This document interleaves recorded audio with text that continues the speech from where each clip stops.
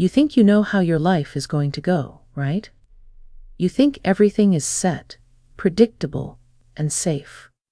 But then, out of nowhere, something happens that shifts everything. That's exactly what happened to me. I'm 54 years old. I've spent most of my life doing what I thought was expected of me, raising my daughter, staying in my quiet little home in rural Illinois, keeping my heart tucked away behind layers of habit and caution. I've known love, yes, and I've known the deep silence that comes after it walks away. I had long made peace with the idea that the rest of my life would be predictable, uneventful, and safe. But then, one morning, after a night I thought would be like any other, everything changed. I never imagined something like this could happen to me. Please, don't make the same mistake I did. It all started with a text from my sister. She and her husband were going out of town for the weekend, something about a business event in St. Louis. She asked if her son, Max, could stay the night with me on Saturday. Max had just turned 21, was home from college for a bit, and apparently needed a quiet place to decompress after finals. I said yes, of course. Max and I had always been close. Ever since he was little, he'd been different from the rest of the kids in the family. Quieter, more observant. He used to follow me around at family reunions, asking questions no one else thought to ask. As he got older, he didn't outgrow that curiosity. It only grew deeper. When he arrived Saturday evening, it was already dark. I was wearing my old robe, hair in a loose bun, watching some cooking show with a cup of tea in my hand. I opened the door, and there he was. Taller than I remembered, with that same soft smile he'd always had. But there was something in his eyes this time. Tiredness, maybe, or something else. "Hi, Aunt Rachel," he said, wrapping me in a warm, slightly awkward hug. He smelled like cold air and faint cologne. We sat in the kitchen for a while, catching up. I made us both a cup of tea and pulled out some leftover banana bread I'd baked the day before. He talked about school, his professors, his classes, how overwhelming everything had felt lately. I listened. That was always my role in the family, the listener, the one people came to when they didn't know where else to go. At one point, he leaned back in his chair and looked at me like he was about to say something but didn't. The pause lingered, delicate and thick. I didn't push. "It's nice here," he finally said. "Peaceful." I smiled. Too peaceful sometimes. We both laughed, and for a brief moment, I forgot that I was 20, some years older than him. I forgot he was my nephew. It felt like talking to a friend, a kindred spirit. I showed him to the guest room, made up with clean sheets and a folded blanket at the foot of the bed. He thanked me and lingered in the doorway, a little too long before finally stepping inside. I went back to my room, brushed my teeth, and got into bed, but sleep didn't come easily. My thoughts drifted. The way he had looked at me, that pause in the kitchen, the warmth in his voice when he spoke to me. I told myself I was imagining things, that I was being ridiculous. But something had shifted. I could feel it. In the morning, I woke up early, as I always did, with the light barely touching the curtains, birds chirping faintly outside. I slipped into my robe and padded down the hallway, toward the kitchen to start the coffee. As I passed the guest room, I noticed the door was slightly ajar. I paused. A quiet part of me wanted to knock, but I didn't. I went into the kitchen instead, started the coffee, and stood by the window, watching the soft mist rise from the backyard. The quiet wrapped around me like an old quilt. I closed my eyes and inhaled deeply, the smell of fresh coffee grounding me. And then I heard the floorboard creak behind me. When I turned, Max was standing there. Shirtless, his hair tousled, his expression unreadable. The sunlight coming through the window lit up the side of his face, making him look older, or maybe just different. "Morning," he said softly. Morning, I replied, my voice thinner than I intended. He stepped forward slowly, not taking his eyes off me. Something unspoken hung between us. Not heavy, not wrong, just unexpected and undeniable. Can we talk? He asked. I nodded, my throat suddenly dry. Of course. We sat at the table, the silence between us more intimate than any conversation.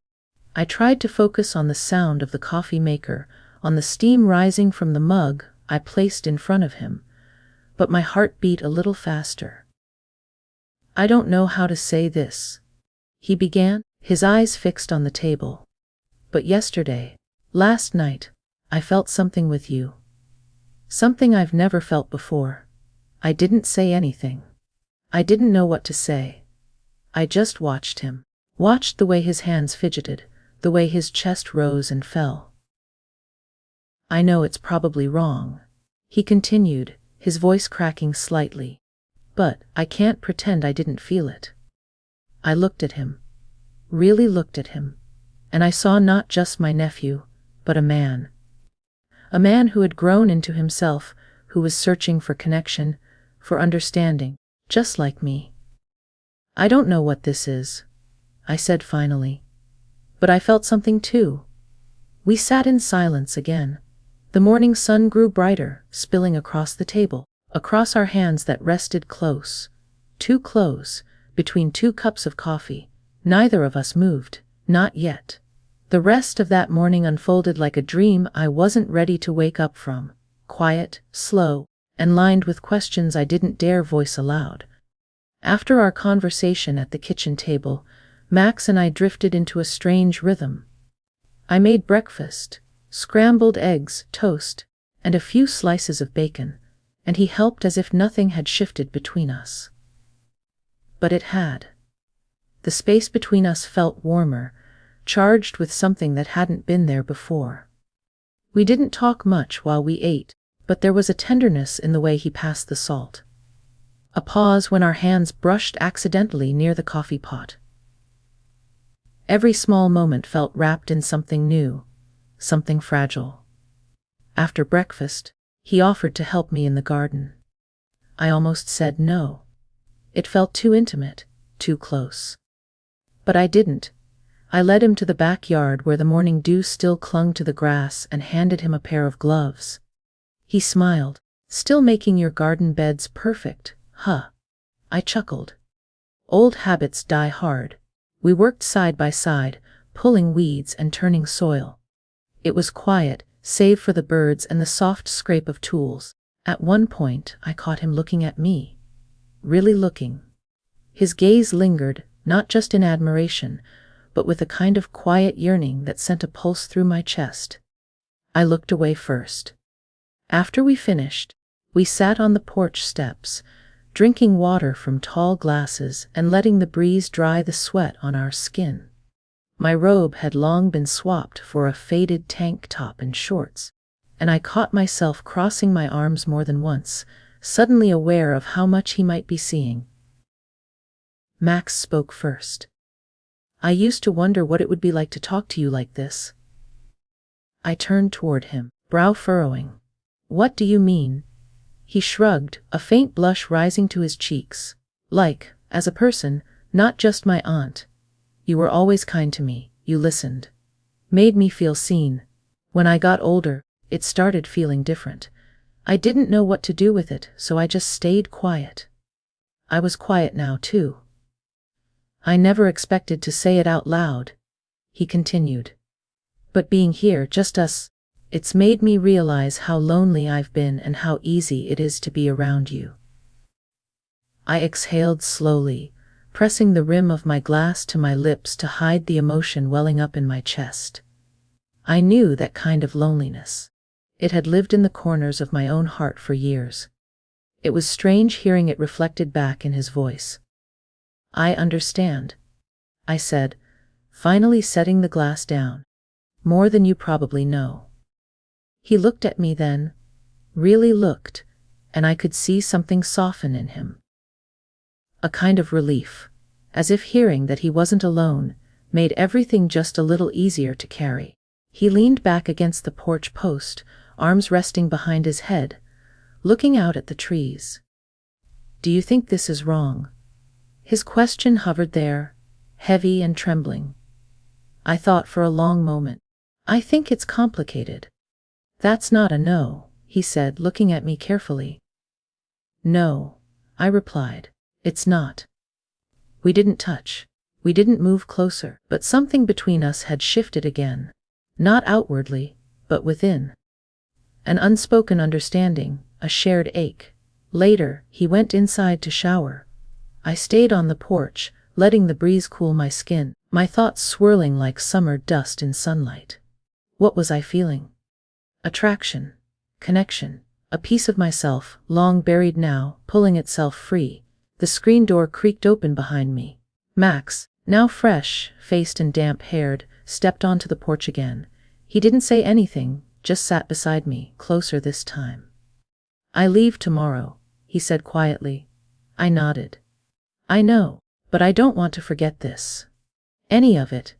I turned toward him, my heart tightening. "You won't," I said. "And neither will I." The sun had started to dip lower in the sky. Shadows stretched long across the yard in that quiet space between afternoon and evening. We just sat there, not as aunt and nephew, not as anything with a name. Just two people caught in a moment neither of us had planned for. But both of us were slowly beginning to understand. And in that silence, I felt something stir deep within me. A question I hadn't let myself ask. A door I hadn't realized was still waiting to be opened. That night, the air felt different. After dinner, simple roasted chicken and potatoes. We lingered longer than usual at the table. The conversation moved easily, touching on everything and nothing. He told me stories from college, friends he didn't talk to anymore, professors who disappointed him, the things he missed about being younger. I listened, nodding, smiling where appropriate. But inside, I felt something else moving quietly beneath the surface. A kind of anticipation I didn't fully understand. He cleared the dishes, insisting I relax for once. I stayed on the couch, legs curled beneath me, pretending to scroll through my phone while watching him out of the corner of my eye. There was something soothing about the way he moved around my kitchen, as if he belonged there, as if he'd done it 100 times before. By the time he finished, the sky had gone dark, and a low rumble of thunder rolled across the fields beyond my backyard. "Looks like a storm," he said, sitting on the other end of the couch. "I love storms," I replied. "Always have. They remind me that the world's still alive." He chuckled. "Never thought of it that way." For a moment, we just listened to the wind brushing against the windows, the distant sound of rain beginning to tap at the roof. It was peaceful and close. Then he asked gently, "Can I tell you something without you thinking I'm crazy?" I looked over, meeting his eyes. "Of course. I haven't stopped thinking about you all day," he said, voice low. "I keep playing everything over and over in my mind. The kitchen this morning, the garden, even just sitting with you like this. I've never felt so calm or so nervous." I swallowed hard, unsure whether to speak or stay silent. I could feel my pulse in my throat. "I don't want to cross any lines," he added quickly. "I don't want to make you uncomfortable, but I had to say it." "You didn't make me uncomfortable," I said, my voice barely above a whisper. He exhaled slowly, leaning forward, elbows on his knees. "I don't even know what this is. I just know it feels real." I hesitated before replying, not because I didn't feel the same, but because admitting it would make it real, tangible, unignorable. "Max," I started, "I've lived a long time thinking certain things weren't meant for me anymore. That love, or even just deep connection, was something that faded with time. But this," I paused, "this has stirred something I didn't expect, something I thought I'd buried." He turned toward me, and for a long, full moment, neither of us said a word. His eyes were searching mine, not in a way that begged for anything, but in a way that hoped. "I don't want anything from you," he said softly. "You're not ready to give." And somehow, that was the most disarming thing of all. I stood slowly and walked over to the bookshelf where I kept a worn photo album. I don't even know why I did it. Maybe I needed to anchor myself to something familiar, something that reminded me who I was. I flipped it open to a page of old family photos, birthdays, reunions, a picture of him at 10, missing his front teeth and holding a giant slice of watermelon. He stood beside me, close enough that I could feel his warmth. "That feels like a lifetime ago," he murmured. "It was," I said, half smiling. "I was just a kid, and you were. You always seemed like you had everything together." I laughed. A soft, hollow sound. "That's just what women learn to do. Look composed even when everything inside is unraveling." He didn't say anything right away. But when I turned, he was still looking at me. Not with admiration, not with confusion, but with quiet understanding. That night, I gave him fresh towels, and we said goodnight in the hallway like the night before. But this time, the silence was fuller, stretched thin by the things we hadn't said, by the soft humming tension neither of us could name. I lay awake for hours, the storm now in full swing outside.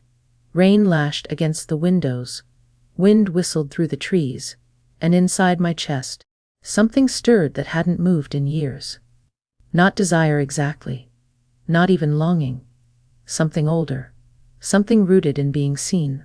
When I finally drifted into sleep, I dreamed of a summer day long ago, of Max as a boy, running barefoot through my yard, and me, younger, laughing from the porch. Time blurred, edges softened, and when I woke just before dawn, I heard the floor creak outside my door. A pause. Then nothing. I didn't move, but I knew deep down that something was coming. The morning light was soft, muted by clouds left behind from the night's storm. My room still smelled faintly of rain, that earthy, clean scent that always made everything feel new. I lay there in bed, staring at the ceiling, listening. The house was quiet, too quiet.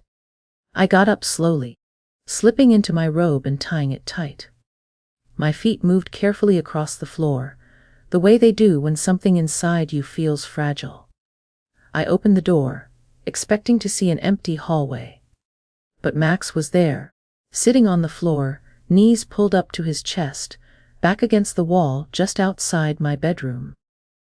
He looked up at me, eyes tired but soft, not startled, as if he'd been waiting for me to come out. "I didn't want to leave without saying goodbye," he said, his voice low, almost hesitant. "You were leaving?" I asked. He nodded. "My mom just texted. They'll be back early. I figured it'd be easier this way." I leaned against the doorframe, folding my arms. There was a lump in my throat I couldn't quite swallow. "Easier for who?" He hesitated. "For you." I didn't want to make things harder. Something about the way he said it, quiet, careful, like he was protecting me, made my chest ache. I sat down beside him on the floor, the wood cool beneath my legs. "You didn't make anything harder, Max," I said softly. "If anything, you made me remember something I thought I'd lost a long time ago."